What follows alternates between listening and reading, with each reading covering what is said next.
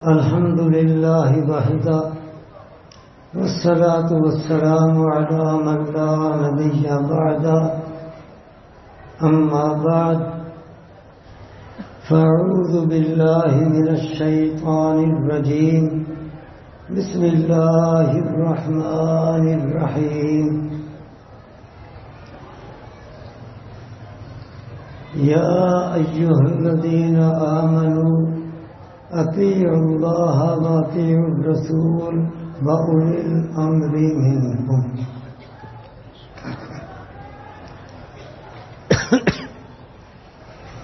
وقال النبي صلى الله عليه وسلم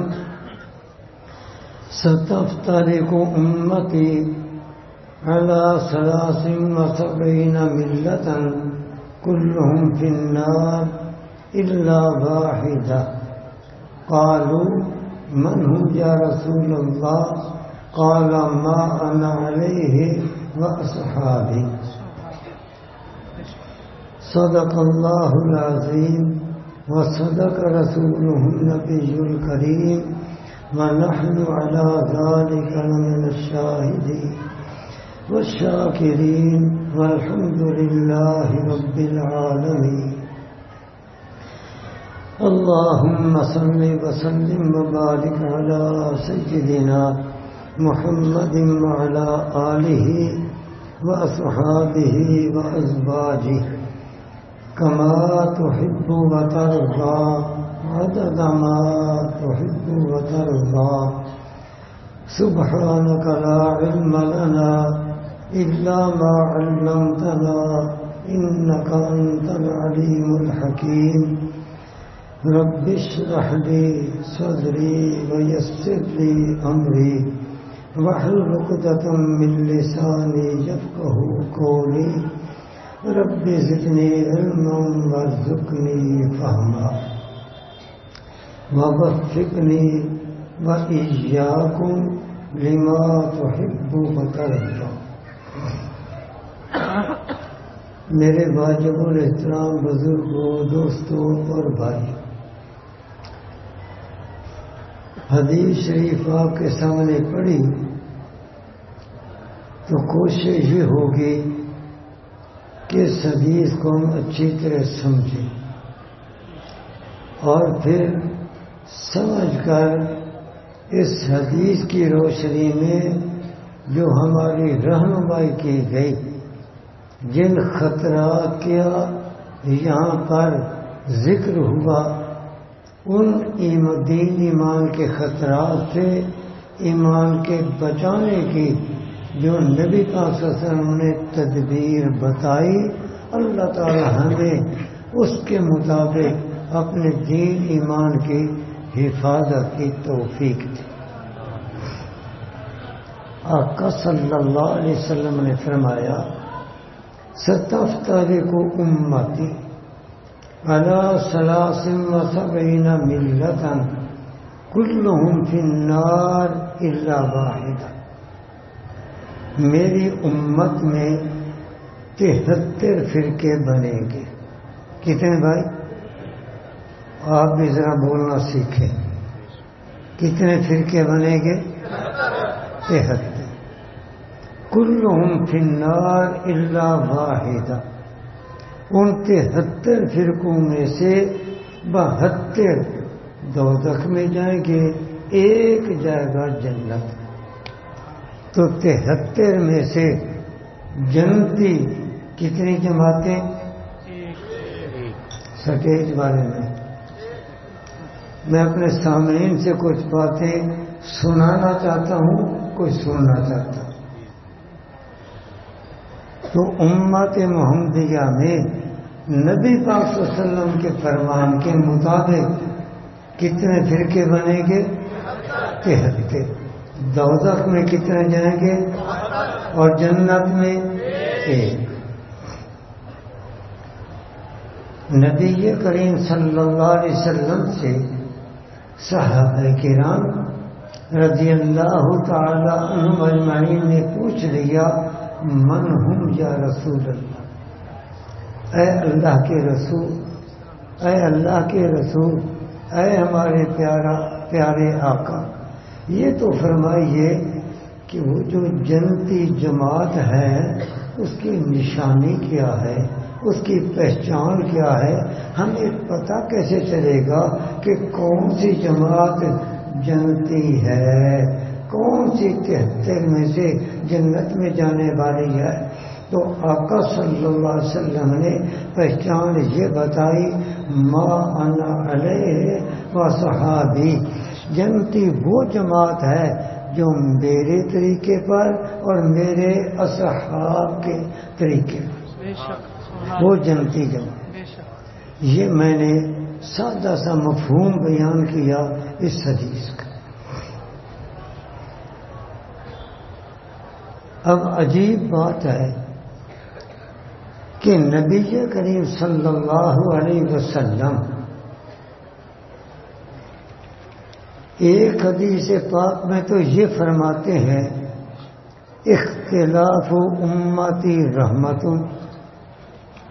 میری امت کا اختلاف رحمت ہے، اور ایک حدیث میں یہ فرمایا کہ جب اختلاف کریں مجتہدین تو جس کا اجتہاد درست ہے اس کو 2 اجر ملیں گے، اور جس کا اجتہاد غلط ہوا 1 اجر اس کو بھی مل جائے گا۔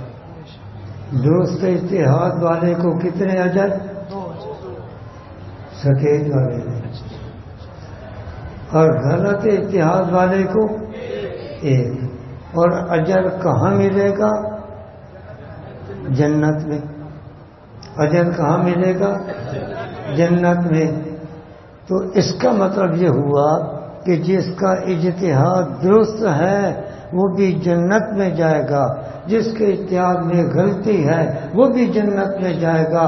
البتہ فرق یہ ہے کہ جس کا اجتہاد درست ہوا اس کو 2 اجر ملیں گے، اس کے دگنے درجات ہوں گے، اور جس کے اجتہاد میں غلطی ہوگی 1 اجر اس کو ملے گا اور اس کا درجہ کم ہوگا، لیکن ہیں دونوں ہی جنتی۔ اب عجیب بات ہے، ادھر کہا جا رہا ہے کہ اختلاف ہوگا، 73 فرقے بنیں گے اور 72 دوزخ میں جائیں گے، 1 جنت میں جائے گا۔ یہاں پر کہا جا رہا ہے میری امت کا اختلاف رحمت ہے، ادھر کہا جا رہا ہے کہ اختلاف ہوا مجتہدین میں، تو جس نے کا اجتہاد درست ہوا 2 اجر، جس کا اجتہاد غلط ہوا 1 اجر۔ گویا درست اجتہاد والا بھی جنتی، غلط اجتہاد والا وہ بھی جنتی۔ تو یہ کیا ماجرا ہے؟ تو بات کو سمجھی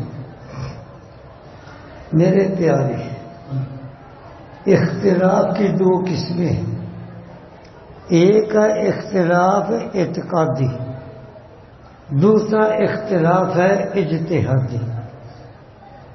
پہلا اختلاف اونچی آواز سے اور اونچی آواز سے اعتقادی، اور دوسرا اختلاف اجتہادی۔ فرق کیا ہے؟ فرق کیا ہے؟ قرآن کریم نے بتا دیا، وَلَا تَكُونُوا كَالَّذِينَ تَفَرَّقُوا وَاخْتَلَفُوا مِن بَعْدِ مَا جَاءَتْهُمُ الْبَيِّنَاتُ، واضح احکامات آ جانے کے بعد جن لوگوں نے تفرقہ کیا، فرقہ بندی کی، اختلاف کیا، ان کی طرح نہ ہونا۔ وَأُولَئِكَ لَهُمْ عَذَابٌ عَظِيمٌ، یہ لوگ ہیں کہ واضح احکامات آ جانے کے بعد جنہوں نے اختلاف کیا، تفرقہ ڈالا، یہ لوگ ہیں جن کے لیے عذاب عظیم۔ پتہ چل گیا کہ جس اختلاف کے نتیجے میں 72 دوزخ میں جائیں گے، یہ کون سا اختلاف ہے؟ یاد رکھنا، یہ اختلاف اعتقادی اختلاف ہے۔ اور اعتقادی اختلاف کیا ہوتا ہے؟ واضح احکامات ان کے اندر اختلاف کرنا، یہ اعتقادی اختلاف ہے۔ نمازیں کتنی ہیں؟ فرض 5، اب جو اس میں اختلاف کرے، جس طرح لاہور کے مردود نے اختلاف کیا، اس نے کہا کہ فرض نمازیں 5 نہیں، فرض نمازیں 2 ہیں۔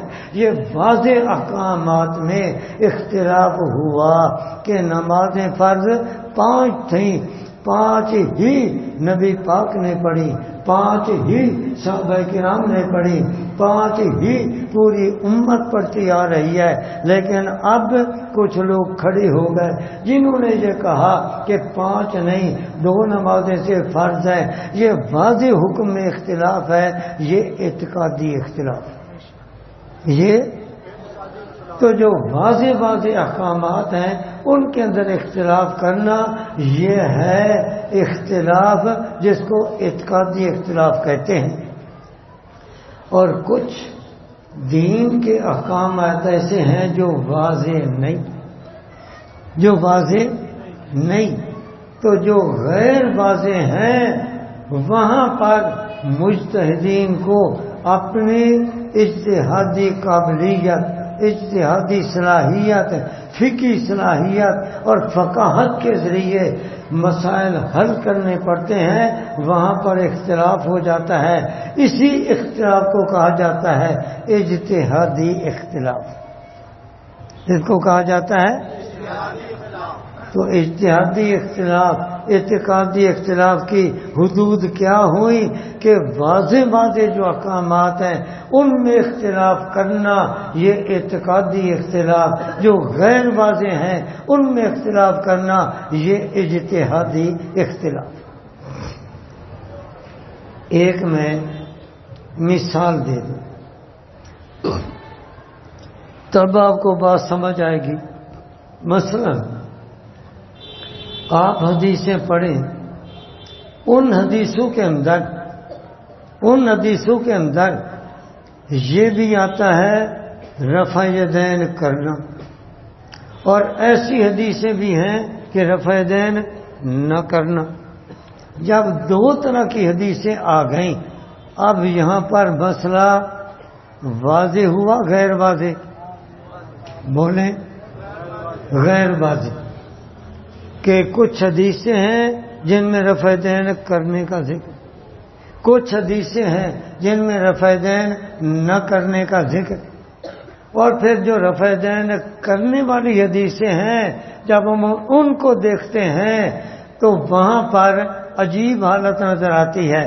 کچھ حدیثیں ہیں جن میں رکوع سے پہلے، رکوع کے بعد رفع یدین کرنے کا ذکر ہے، اور کچھ حدیثیں ایسی ہیں جن میں رکوع سے پہلے، رکوع کے بعد، سجدے سے پہلے، سجدے کے بعد یہ رفع یدین کرنے کا بھی ذکر ہے۔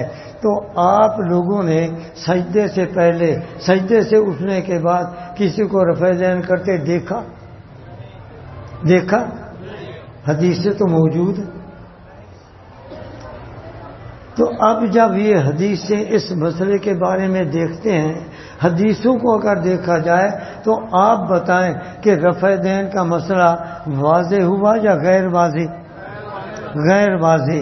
اس لیے پھر ائمہ کرام نے جب اس مسئلے کو حل کرنے لگے تو ان کے درمیان ایک اجتہادی اختلاف ہوا، کچھ رفع یدین کرنے والے، کچھ رفع یدین نہ کرنے والے، یہ اجتہادی اختلاف ہوا۔ اسی اجتہادی اختلاف کو کہا گیا کہ میری امت کا اختلاف رحمت ہے، جس کا اجتہاد درست ہے اس کو 2 اجر ملیں گے، اور جس کا اجتہاد غلط ہوگا 1 اجر اس کو ملے گا۔ گویا کہ دونوں ہی جنتی ہیں، رفع یدین کرنے والے بھی نہ کرنے والے بھی یہ جنت میں جائیں گے، دونوں کو اجر ملے گا۔ لیکن جس کا اجتہاد درست ہوگا 2 اجر، 2 درجات، اس کے درجات 2 ہوں گے۔ اسی طریقے سے ان کے امامت میں ان پر اعتماد کر کے جو نماز اس طریقے سے پڑھنے والا ہوگا اس کو بھی 2 اجر ملیں گے. اسی طریقے سے وہ بھی جنتی، اور جس کے اجتہاد میں غلطی وہ بھی جنتی، اور اس پر اعتماد کر کے جو نماز پڑھنے والے ہیں وہ بھی جنتی، لیکن اجر 1، درجے بھی آدھے، اس کا درجہ اتنا بلند نہیں ہوگا. یہ ہے اختلاف امتی رحمت. اور یہ اختلاف اجتہادی انبیاء میں بھی ہوا، اجتہادی اختلاف صحابہ کرام میں بھی ہوا، حتیٰ کہ یہ اجتہادی اختلاف فرشتوں کے اندر بھی ہوا. اس لیے فقہا، ائمہ کرام، ان کے درمیان اختلاف کی وجہ سے جو فقہا کو بدنام کرتے ہیں کہ انہوں نے دین کے ٹکڑے کر دیے، انہوں نے تفرقہ پیدا کر دیا. میرے پیارو، یہ وہ تفرقہ نہیں جو تفرقہ دوزخ میں لے جانے والا ہے، یہ وہ اجتہادی اختلاف ہے جو جنت میں لے جانے والا ہے. اس لیے جو لوگ فقہا کے اختلاف کو بدنام، اس آڑ میں فقہا کو بدنام کرتے ہیں، ان کو توبہ کرنی چاہیے، توبہ کرنی چاہیے کہ وہ فقہا کا بغض دل میں رکھ کر، نفرت دل میں رکھ کر، عداوت دل میں رکھ کر، فقہا پر تشنیع کر کے وہ دوزخ کا ایندھن اکٹھا کر رہے ہیں، اپنے لیے دوزخ کی طرف راستہ بنا رہے ہیں. تو قیامت والے دن اس کے نتیجے میں یہ دوزخ میں ہوں گے، فقہا جنت میں ہوں گے. تو یہ اختلاف جس کے نتیجے میں 72 جائیں گے دوزخ میں، یہ کون سا اختلاف؟ کون سا اختلاف؟ کون سا اختلاف؟ اعتقادی. کون سا اختلاف؟ اعتقادی. تو اب اگر فقہا کے اختلاف کو ذکر کر کے کوئی فقہا کے بارے میں بد زبانی کرے کہ انہوں نے دین کے 2 ٹکڑے کر دیے، دین کے 2 ٹکڑے کر دی، اور دل میں فقہ فقہا کا بغض رکھ لیتے ہیں، تو یاد رکھنا ان کو توبہ طیب ہونا چاہیے، توبہ طیب ہو جانا چاہیے، اور ان کے اس تان تشنیع سے اور فقہا کی بدنامی والی باتیں کر کے جو متنفر کرنا چاہتے ہیں، تو فقہا سے آپ کو متنفر نہیں ہونا چاہیے. سمجھ آ گئی بات؟ فقہا سے نفرت کون کرتا ہے؟ بتا دوں؟ بتا دوں؟ میں کیا بتاؤں؟ نبی پاک نے بتایا. میں کون ہوتا ہوں بتانے والا؟ نبی پاک صلی اللہ علیہ وسلم نے بتایا.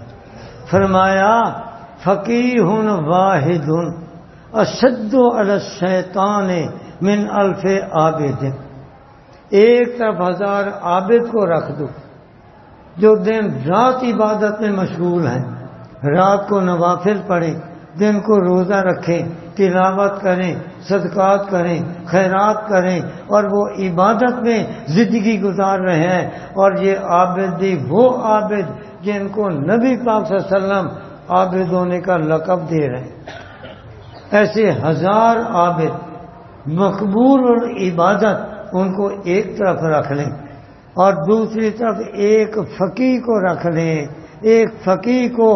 تو نبی پاک صلی اللہ علیہ وسلم فرماتے ہیں کہ شیطان 1000 عابد سے اتنا پریشان نہیں جتنا ایک فقیہ سے پریشان ہے. اس کو 1000 عابد کے ساتھ اتنی عداوت نہیں جتنی عداوت اس کو ایک فقیہ کے ساتھ. تو فقیہ کا، فقہا کا دشمن کون ہے؟ کون ہے؟ اور اونچی آواز سے. یہ میں نے کہا یا آقا صلی اللہ علیہ وسلم نے کہا؟ آقا صلی اللہ علیہ وسلم نے کہا. اس لیے خدا را فقہا کے بغض سے، فقہا کی عداوت سے، فقہا کے کینہ سے، فقہا کی دل میں نفرت رکھنے سے اپنے دلوں کو پاک کریں اور توبہ طیب ہو جائے. ورنہ اس کا انجام بڑا خطرناک ہے. اس لیے کہ فقہا وہ بھی جنت میں، فقہا کی رہنمائی میں دین پر عمل کرنے والے وہ بھی جنت میں، فقہا کے ساتھ اور فقہ کے ساتھ بغض رکھنے والے وہ شیطان کے ساتھی، اور جہاں شیطان وہاں وہ جو شیطان کا انجام ان کا وہ انجام. تو سمجھ گئے اختلاف کی کتنی قسمیں؟ کون سی؟ اور اجتہادی. اور جو فقہا کا اختلاف ہے یہ کون سا اختلاف؟ اجتہادی. اعتقادی اختلاف سے 72 فرقے دوزخ میں جائیں گے. اجتہادی اختلاف کے باوجود یہ اجتہادی اختلاف کرنے والے فقہا یہ جنتی یہ جنت میں جائیں گے، اور ان کی رہنمائی میں دین پر عمل کرنے والے وہ بھی جنتی. جہاں امام وہیں اس کے مقتدی. جن کو یہ بات سمجھ آئی ہے ذرا ہاتھ کھڑا کر. جزاک اللہ. اب یہ بات کہ فقیہ کے ساتھ شیطان کو عداوت ہے کیوں؟ فقیہ کے ساتھ شیطان کو عداوت ہے کیوں؟ 1000 عبادت کرنے والے اشخاص اولیاء اللہ، 1000 عابد، ان کا وضو کیسے صحیح ہوگا؟ نماز کیسے صحیح ہوگی؟ تراویح کیسے صحیح ہوگی؟ ان کا روزہ کیسے صحیح ہوگا؟ حج کیسے صحیح ہوگا؟ دین کے احکامات پر کیسے صحیح عمل کریں گے؟ یہ کیسے ہوگا؟ فقیہ ان کی رہنمائی کرے گا. رہنمائی کون کرے گا؟ فقیہ ان کی رہنمائی کرے گا کہ اس طرح وضو کرو، اس طرح غسل کرو، اس طرح نماز پڑھو، اس طریقے سے ہاتھ باندھو، اس طریقے سے قیام کرو، اس طرح رکوع کرو، اس طرح سجدہ کرو.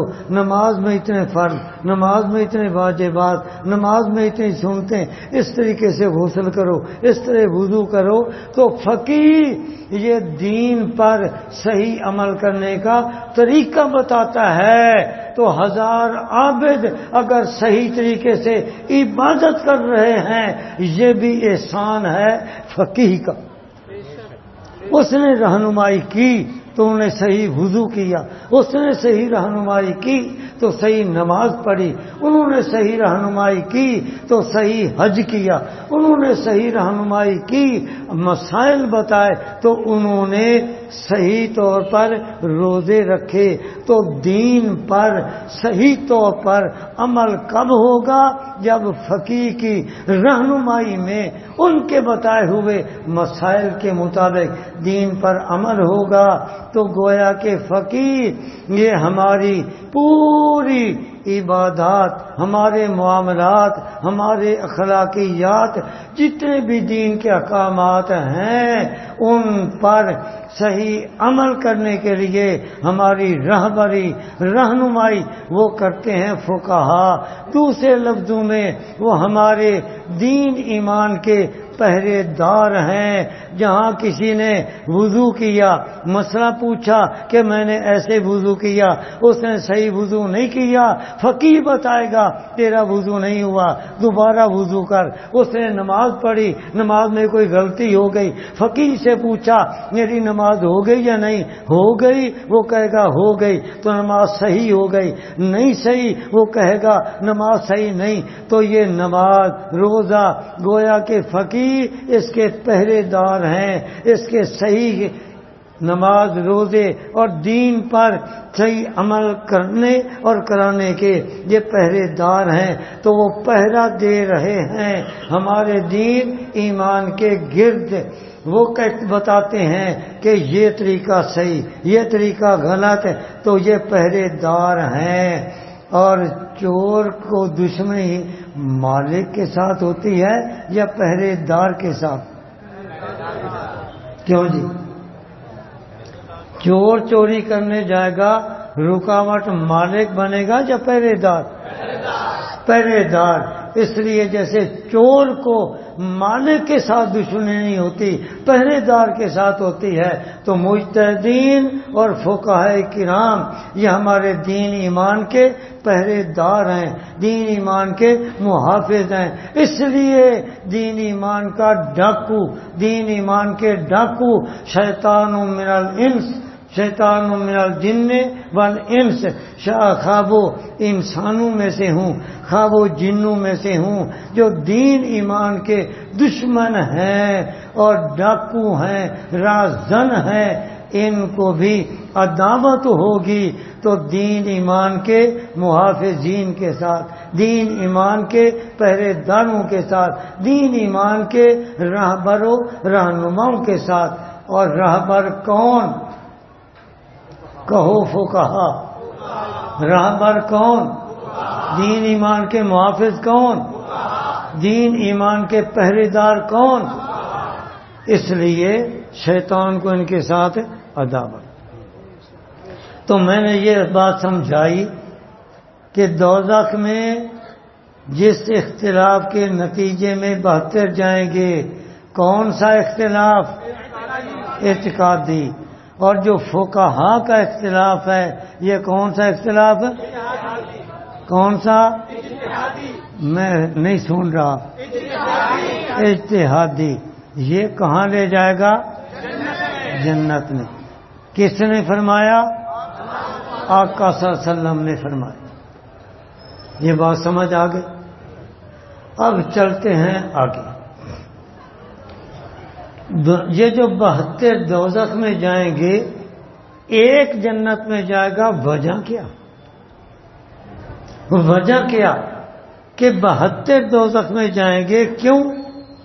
اس لیے کہ ایک ہے دین کا اصل، ایک ہے دین کا اصل، اور دوسری ہے دین کی نقل، دین کی نقل۔ تو اصل دین ایک کے پاس ہوگا، اصل دین ایک کے پاس ہوگا، اور یہ جو 72 ہیں یہ نام تو لیں گے دین کا، نام لیں گے دین اسلام کا، نام لیں گے نماز نبوی کا، نام تو لیں گے دین اسلام کا، لیکن ان کے پاس اصلی دین نہیں، اصل دین نہیں، ان کے پاس ہوگی دین کی نقل، ان کے پاس ہوگی دین کی نقل۔ تو جنت میں تو اصل دین لے جائے گا، نقلی دین وہ جنت میں نہیں لے جائے گا، وہ دوزخ میں لے جائے گا۔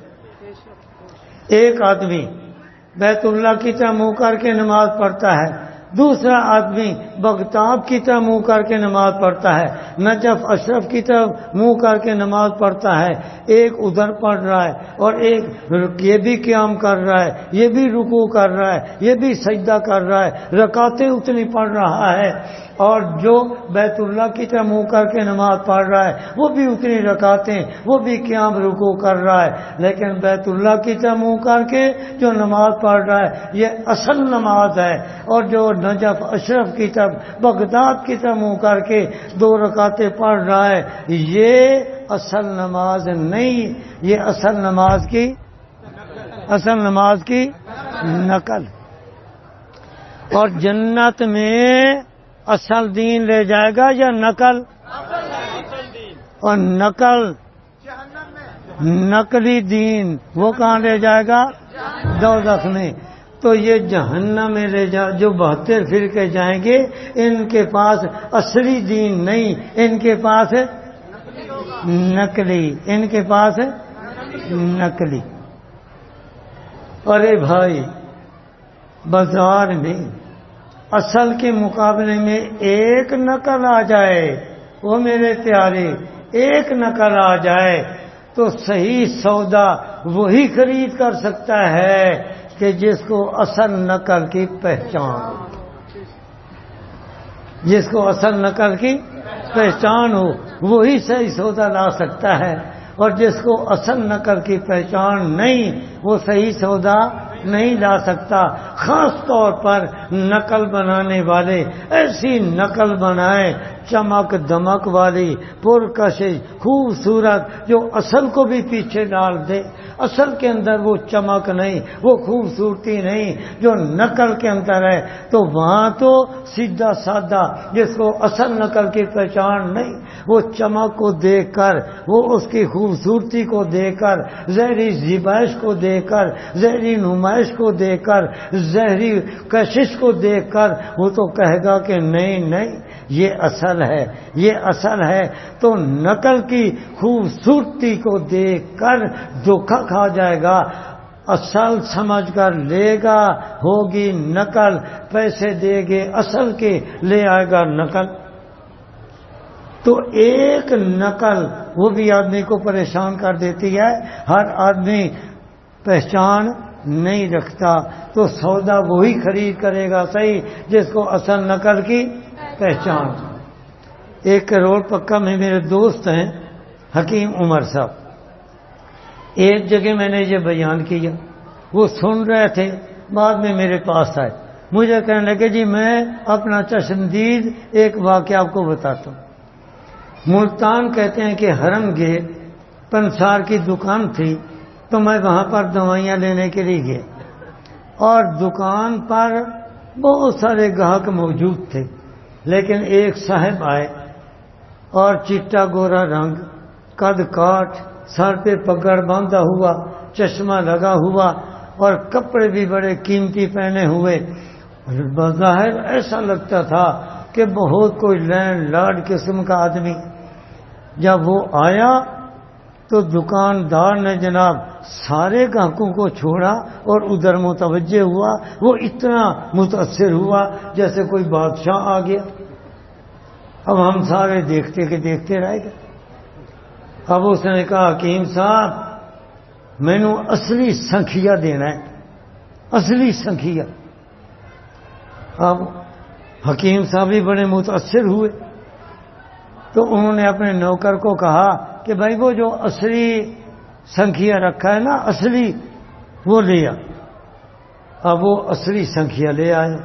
اس نے دیکھا وہ اتنا خوبصورت نہیں تھا، اتنا پرکشش نہیں تھا، اتنی اس کے اندر زیبائش نہیں تھی. دیکھا تو دیکھ کر کہتا ہے حکیم صاحب میں تمہوں کیا بھی ہے کہ میں اصلی تسی دے سنکھیا پھر تسی نکلی دے دیتا. اب حکیم صاحب سمجھ گئے کہ یہ کس سمجھ کا آدمی ہے.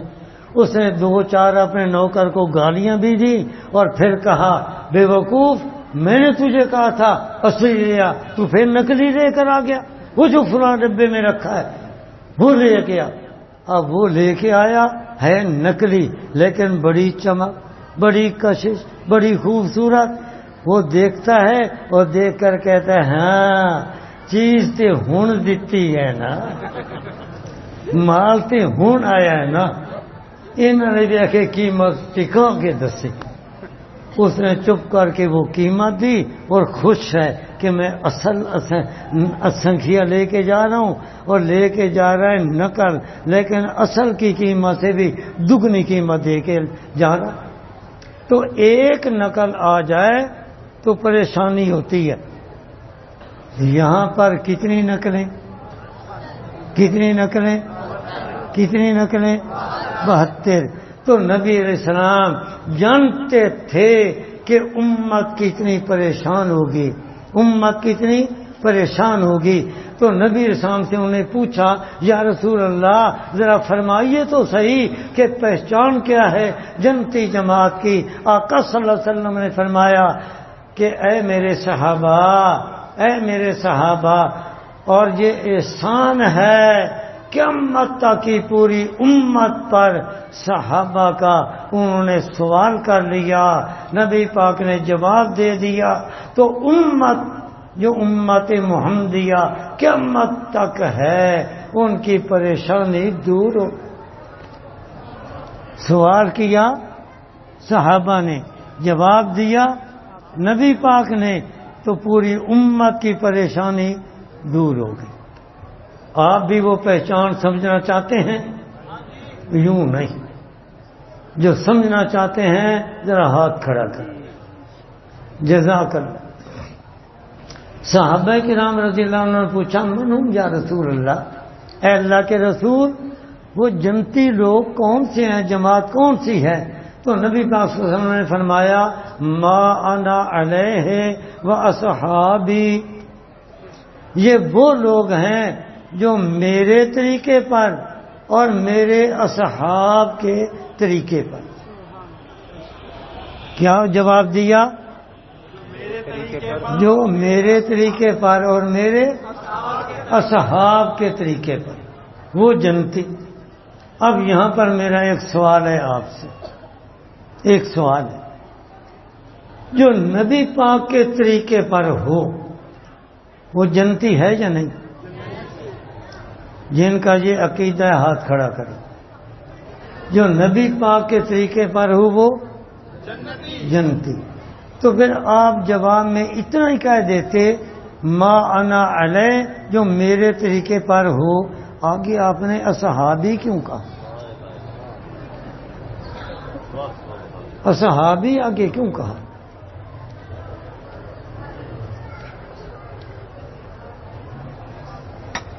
یہ اس لیے کہا کہ نبی علیہ السلام جانتے تھے کہ وہ 72 فرقے وہ سارے کے سارے اسی چیز کا دعویٰ کریں گے کہ ہمارا راستہ، ہمارا طریقہ یہ کون سا ہے؟ نبی والا طریقہ۔ 72 کے 72 وہ کہیں گے کہ ہمارا طریقہ نبی والا طریقہ۔ آپ مجھے بتائیں کہ ایک اصل ہے اس پر بھی مہر لگی ہوئی ہے اور جو نقل ہے اس پر بھی وہی مہر لگی ہوئی ہے۔ ارے بھائی نقل تو تب نقل بنے گی ہو نقل مہر اصل والی، اور اگر اصل پر مہر الگ ہے نقل پر مہر الگ ہے تو کوئی دھوکہ کھائے گا اور وہ نقل بنی؟ نقل تو نقل تب بنے گی کہ جو اصل پر مہر ہے وہی نقل پر، دونوں پر مہر ایک ہے لیکن ایک اصل ہے ایک نقل ہے، اور پھر نقل کے اندر چمک دمک زیادہ، خوبصورتی زیادہ، کشش اس کے اندر زیادہ، چمک زیادہ۔ نقل تو نقل تبھی بنے گی۔ تو اس لیے یہ نقلی دین والے یہ بھی یہی اپنے راستے پر مہر لگائیں گے، یہی نعرہ لگائیں گے، یہی دعویٰ کریں گے ہمارا طریقہ نبی والا طریقہ، ہمارا طریقہ محمدی طریقہ، ہمارا مذہب محمدی مذہب۔ وہ بھی یہی دعویٰ کریں گے ہمارا طریقہ نبی والا طریقہ، ہماری نماز نبی والی نماز، ہماری تراویح نبی والی تراویح، ہماری اذان نبی والی اذان، ہمارے روزے نبی والے، وہ نبی والا طریقہ یہ الاپیں گے، یہ نعرہ لگائیں گے، اپنی کتابوں پر یہ مہر لگائیں گے، اور نبی کے نام پر جب وہ اپنا طریقہ پیش کریں گے تبھی ان کا یہ سکہ آگے چلے گا۔ لوگ دھوکہ تبھی کھائیں گے۔ اور اگر وہ یہ کہیں کہ لوگوں یہ ہمارا طریقہ ہے نبی والا طریقہ نہیں، کوئی دھوکہ کھائے گا؟ کوئی مانے گا؟ حضرت ابراہیم علیہ السلام کے والد یہ بت تراش بھی تھے، بت فروش بھی تھے، اور بت پرست بھی تھے، یعنی بت بناتے بھی تھے، بیچتے بھی تھے، پوجتے بھی تھے۔ ابراہیم علیہ السلام جب کچھ بڑے ہو گئے تو باپ نے کہا کہ بیٹا میرے بتوں کی اتنی مانگ ہے کہ میں وہ مانگ پوری نہیں کر سکتا، لہذا آپ ایسا کریں کہ میں بت بناؤں گا اور آپ بازار میں جا کر بیچا کریں۔ بیٹا فرما بردار جی ٹھیک ہے۔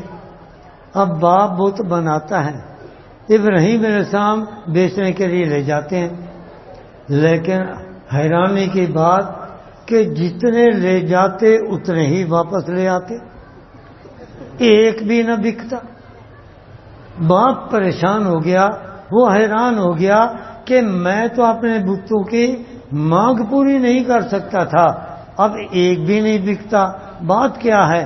تو حضرت ابراہیم علیہ السلام سے پوچھا کہ بیٹا یہ تو بتاؤ کہ آپ جو یہ بت لے جاتے ہیں بازار میں، وہاں جا کر کہتے کیا ہیں؟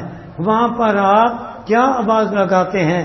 تو ابراہیم علیہ السلام نے کہا کہ میں یہ آواز لگاتا ہوں، ہل یشتری احد منکم ما لا ينفع ولا یضر، ہے تم میں کوئی اس معبود کا خرید کرنے والا جو نہ نفع دے سکتا ہے نہ نقصان دے سکتا ہے؟ باپ نے کہا بیٹا جب تو آواز ہی یہ لگاتا ہے تو کون خرید کرے؟ تو اب اگر یہ 72 نقلوں والے وہ بھی یہی کہیں کہ ہمارا طریقہ نبی والا نہیں، نبی والا نہیں، ہمارا اپنا ایجاد کیا ہوا ہے، کوئی مانے گا؟ تو یہ بھی کہیں گے کہ ہمارا طریقہ نبی والا، نبی والا، یہ کہنے والے کتنے 72، اور جو جنتی جماعت ہے وہ بھی یہی کہے گی کہ ہمارا طریقہ نبی والا، وہ بھی یہی کہیں گے ہمارا طریقہ نبی والا۔ اب 72 دوزخی وہ بھی یہی کہہ رہے ہیں، اور جنتی جماعت وہ بھی یہی کہہ رہی ہے، لوگ پریشان ہوں گے۔ اس لیے نبی علیہ السلام نے پھر پہچان بتائی۔ پہچان کیا بتائی؟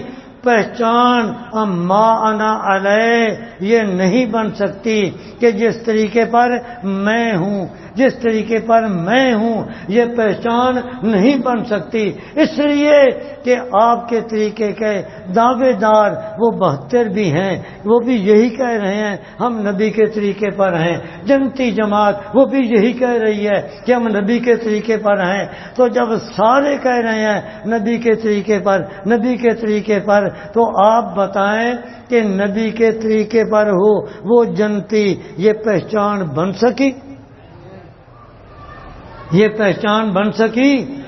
یہ نعرہ تو جنتی جماعت بھی لگا رہی ہے، 72 دوزخی بھی لگا رہے ہیں، مشترکہ نعرہ ہے، مشترکہ دعویٰ ہے، مشترکہ مہر ایک ہی جیسی لگی ہوئی ہے، تو یہ تو پہچان نہ بن سکی۔ اب نبی سامنے پہچان بتائی، آپ نے فرمایا کہ لوگوں یہ دعویٰ تو سارے کریں گے کہ ہم نبی کے طریقے پر ہیں، نبی کا طریقہ ہے کون سا؟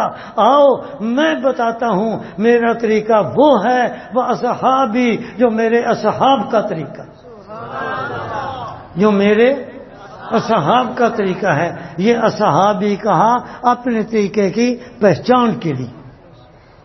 سمجھ آ گئی بات؟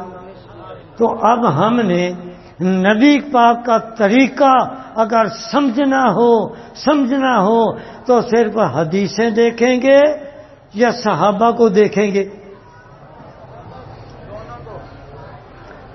حدیثوں کو دیکھیں گے یا صحابہ کو دیکھیں گے؟ دونوں کو دیکھیں گے۔ دونوں کو کیسے دیکھیں گے اور دونوں کے دیکھنے کی ضرورت کیوں پیش آئی؟ دونوں کو دیکھنے کی میں بھی تائید کرتا ہوں۔ ویسے تو اگر صرف صحابہ کرام کو دیکھ لیں، ان پر اعتماد کر لیں، تو جو صحابہ کا طریقہ وہی نبی کا طریقہ، اسی لیے صحابی کا نبی پاک۔ میں تو یہ کہتا ہوں کہ اگر صرف صحابہ کرام کو دیکھ لیں تو صحابہ کرام کا دیکھ لینا حق و باطل کے پہچاننے کے لیے، اور اسی طرح نبی پاک کے طریقے کو پہچاننے کے لیے صحابہ کو دیکھ لینا یہی کافی ہے۔ کیوں کہ نبی پاک نے جو فرمایا کہ میرا طریقہ وہ طریقہ ہوگا جو میرے صحابہ کا طریقہ، تو کیا صحابہ کا دیکھ لینا یہ کافی نہیں؟ کیا خیال ہے؟ جو صحابہ کا طریقہ ہے وہ طریقہ نبی پاک کا ہے یا نہیں؟ وہ طریقہ ہے یا نہیں؟ یہ کس نے کہا؟ خود آقا صلی اللہ علیہ وسلم نے فرمایا کہ میرا طریقہ میرا وضو کا طریقہ، میری نماز کا طریقہ، میری تراویح کا طریقہ، میری اذان کا طریقہ، میری تکبیر کا طریقہ، اور میری اسی طرح روزے کا طریقہ، جو طریقہ بھی دین کا ہے میرا طریقہ معلوم کرنا ہو تو کن کو دیکھو؟ وَأَصْحَابِي، کن کو دیکھو؟ صحابہ کو۔ لہذا صحابہ کو رہبر بنا لیں، صحابہ کو امام بنا لیں، صحابہ کو مقتدا بنا لیں، صحابہ کو معیار بنا لیں، صحابہ کو مدار بنا لیں، صحابہ پر اعتماد کر لیں۔ جو صحابہ کا راستہ وہی نبی کا راستہ، جو صحابہ کا طریقہ وہی نبی کا طریقہ۔ لیکن ہمارے اس بھائی نے جو کہا کہ حدیثوں کو بھی دیکھیں گے اور صحابہ کو بھی دیکھیں گے، اب مجھے بات ذرا کہنی پڑے گی اگر ہمارے مولانا مجھے اجازت دے دیں، کیونکہ وقت کوئی تھوڑا سا زائد ہو رہا ہے گنجائش؟ تو یہ ضرورت کیا ہے حدیث کے ساتھ صحابہ کرام کو دیکھنے کی؟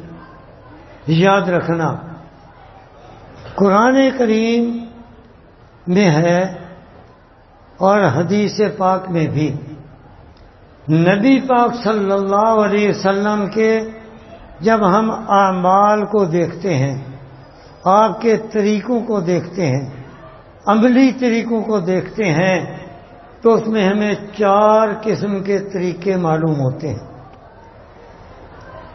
نبی پاک کی عملی زندگی دیکھیں، عملاً وضو کیا، عملاً نماز پڑھی، تراویح پڑھی، روزے رکھے، حج کیا، عمرہ کیا، خرید و فروخت، پورے دین پر عمل کر کے دکھایا۔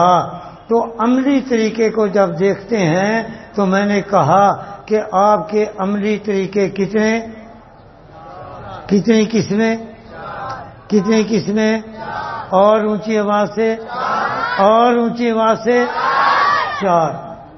ان میں سے امت نے عمل ایک قسم پر کرنا ہے، امت نے عمل کرنا ہے ایک قسم پر۔ 3 قسمیں عمل کی ایسی ہیں، وہ نبی پاک کے عمل ہیں، نبی پاک کے طریقے ہیں، لیکن امتیوں کے لیے ان پر عمل کرنا جائز نہیں، نہیں، ان پر عمل کرنا گناہ ہے، گناہ ہے، گناہ ہے۔ تو 4 طریقے ہیں جن پر امت عمل کر سکتی ہے، 3 قسمیں ایسی ہیں جن پر امت کے لیے عمل کرنا جائز نہیں۔ اب یہاں پر بریک لگا دوں یا سمجھا دوں؟ ہاں جی، اب پہلے وہ سمجھیں، وہ 3 قسمیں جن پر عمل کرنا جائز نہیں۔ میں ہر ایک کی صرف 2 مثالیں دوں گا، ورنہ بہت اس کی مثالیں موجود ہیں۔ نبی پاک صلی اللہ علیہ وسلم کے وہ طریقے، عملی طریقے جو آپ کی خصوصیت ہیں، جو آپ تو کر سکتے ہیں، امتیوں کے لیے وہ جائز نہیں۔ نبی پاک کی بیویاں کتنی؟ 11۔ امتی زیادہ سے زیادہ 4۔ تو اب یہ خصوصیت ہے نبی پاک کی۔ حدیث کے اندر نبی پاک کا عملی طریقہ نکاح کے لحاظ سے، نکاح کتنے؟ بیویاں کتنی؟ 11۔ عملی طریقہ امتی بھی ایسا کر سکتا ہے؟ نہیں۔ حضرت عبداللہ بن عباس رضی اللہ تعالیٰ عنہ فرماتے ہیں، نبی پاک صلی اللہ علیہ وسلم نماز تہجد پڑھ رہے تھے، اور نماز تہجد پڑھتے پڑھتے آپ پھر درمیان میں 2 رکعتیں مکمل کی، لیٹ گئے، نیند آ گئی، اور آپ نے اتنی گہری نیند کہ خرانٹے لینے شروع کر دی، جیسے کوئی سویا ہوا خرانٹے لیتا ہے۔ یہ خرانٹے لیتا ہے جب گہری نیند ہوتی ہے۔ آپ اٹھے اور بغیر نیا وضو کرنے کے آپ نے نماز پڑھنی شروع کر دی۔ حضرت عبداللہ بن عباس نے کہا کہ حضرت آپ کو نیند تھی، خرانتے آپ نے لیے اور بغیر وضو کے آپ نے پھر نماز شروع کر دی. تو نبی صاحب نے جواب دیا، اے ابن عباس انا عینایا تنامان ولا ینام قلبی، میری آنکھیں سوتی ہیں لیکن نیند کی حالت میں میرا دل دماغ وہ نہیں سوتا. میرا دل دماغ اسی طریقے سے بیدار ہوتا ہے، چوکنا ہوتا ہے، باشعور ہوتا ہے جس طرح جاگنے کی حالت میں بیدار ہوتا ہے. تو دل دماغ کی کیفیت کے اعتبار سے جاگنے کی حالت میں، نیند کی حالت میں کوئی فرق نہیں ہوتا. تو آپ کی نیند کا اثر فقط آنکھوں پر ہے، آنکھیں بند ہو گئیں، دل دماغ بیدار ہے. یہی وجہ ہے امتی کا خواب حجت نہیں، نبی کا خواب حجت ہے. تو اس لیے نیند سے نبی پاک کا وضو نہیں ٹوٹتا. اب اگر کوئی یہ حدیث پڑھے اور وہ یہ کہے کہ نبی پاک صلی اللہ علیہ وسلم نے نیند کرنے کے بعد بغیر وضو کرنے کے نماز شروع کر دی، لہذا ہمیں حکم ہے نبی کی اتباع کا، ہم بھی ایسا کریں گے، کرنا جائز ہے؟ اگر کوئی کر لے نماز ہوگی؟ اس نماز پر ثواب ہوگا یا گناہ؟ حالانکہ وہ تو نبی پاک کی اتباع کر. تو یاد رکھنا جو نبی پاک کی خصوصیات والی حدیثیں ہیں ان پر عمل کرنا جائز. دو مثالیں یہ آ گئیں، ان پر عملی طریقے ہیں لیکن امت عمل نہیں کر سکتی. نمبر 2، اب 3 قسمیں یاد رکھتے جانا. نمبر 2، وہ کام جو نبی علیہ السلام نے مجبوری کی بنا پر کیے، معذوری کی وجہ سے، مجبوری کی وجہ سے کیے، وہ شرعی حکم نہیں بنتا. مثال کے طور پر بخاری شریف میں ہے نبی پاک صلی اللہ علیہ وسلم نے ایک مجبوری کی وجہ سے کھڑے ہو کر پیشاب کیا. اب یہ امت اس کے اوپر عمل کر سکتی ہے کہ وہ بھی کھڑے ہو کر پیشاب کرنا شروع کر دے؟ عمل کیوں کہ یہ مجبوری والا عمل. نبی پاک صلی اللہ علیہ وسلم جب بوڑھیپا آ گیا، بدن بھاری ہو گیا، کمزوری آ گئی، تو آپ بھی جانتے ہیں کہ جوان آدمی، صحت مند آدمی، طاقتور، جب وہ قیام سے رکوع کی طرف جاتا ہے بریکیں لگا کر جائے گا، وہ تو فل رفتار ہو کر جائے گا، یا بریکیں لگا کر، ٹھہر کر؟ کیا خیال ہے؟ وہ تو جائے گا جناب تیزی سے. اور اگر وہ بوڑھا آدمی، بدن بھی بھاری، کمزور ہو، اور اگر وہ تیزی سے جائے گا وہ تو گر جائے گا. وہ جناب بریکیں لگا کر ایسا ایسا وہ رکوع میں جائے گا.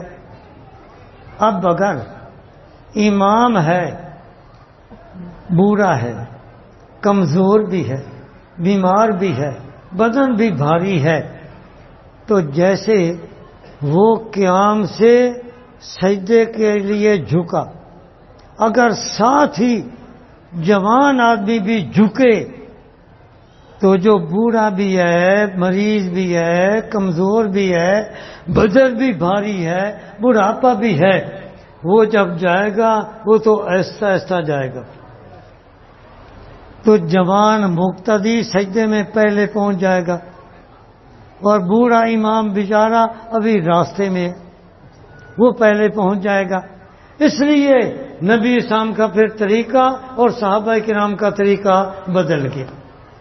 کیا طریقہ بدل گیا کہ صحابہ کرام قیام میں کھڑے ہیں، نبی علیہ السلام سجدے کے لیے جھکتے اور جب آپ کی پیشانی زمین کے ساتھ لگ جاتی، ماتھا ٹیک لیتے، صحابہ کرام سجدے کے لیے اس وقت جھکتے.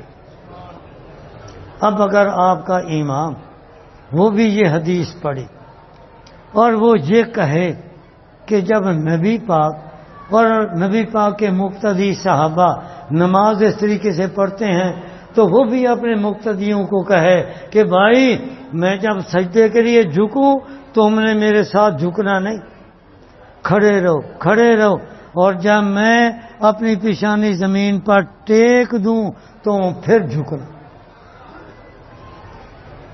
یہ نماز صحیح ہوگی غلط؟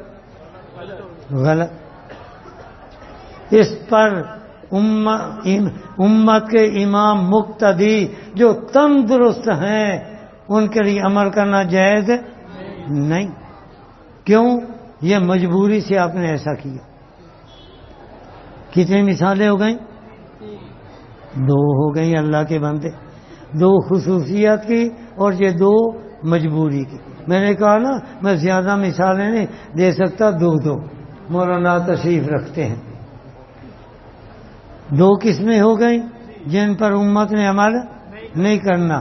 اب تیسری قسم بھی بتا دوں، جو کہتے ہیں بتا دو، ہاتھ کھڑا کرو، جاگ رہے ہو نا؟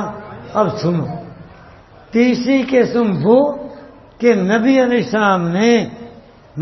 السلام نے کچھ وقت کے لیے اس عمل کو اختیار کیا، اس طریقے کے مطابق آپ نے عمل کیا، لیکن بعد میں وہ طریقہ منسوخ ہو گیا۔ منسوخ ہونا جانتے ہو نا؟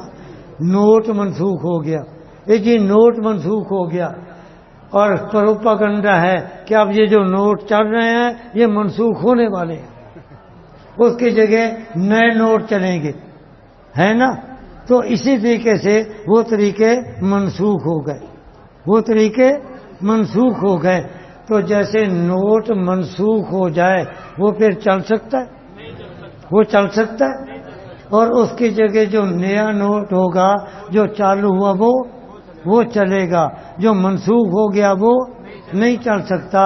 تو حدیث پاک میں، حدیث کی کتابوں میں سینکڑوں ایسے طریقے دین کے موجود ہیں جن پر نبی پاک صلی اللہ علیہ وسلم نے پہلے عمل کیا، وہ منسوخ ہو گئے، لیکن حدیث کی کتابوں میں وہ بھی موجود ہیں۔ اب امت ان پر عمل کر سکتی ہے؟ ان پر عمل نہیں کر سکتی۔ مثلا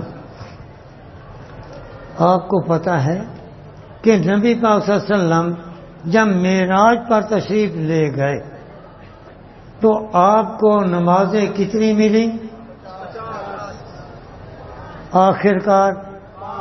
آخرکار 5۔ رکعتیں کتنی تھیں؟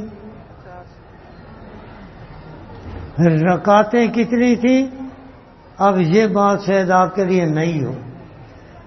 مغرب کی 3 رکعتیں اور عشاء کی بھی 2، فجر کی بھی 2، ظہر کی بھی 2، عصر کی بھی 2۔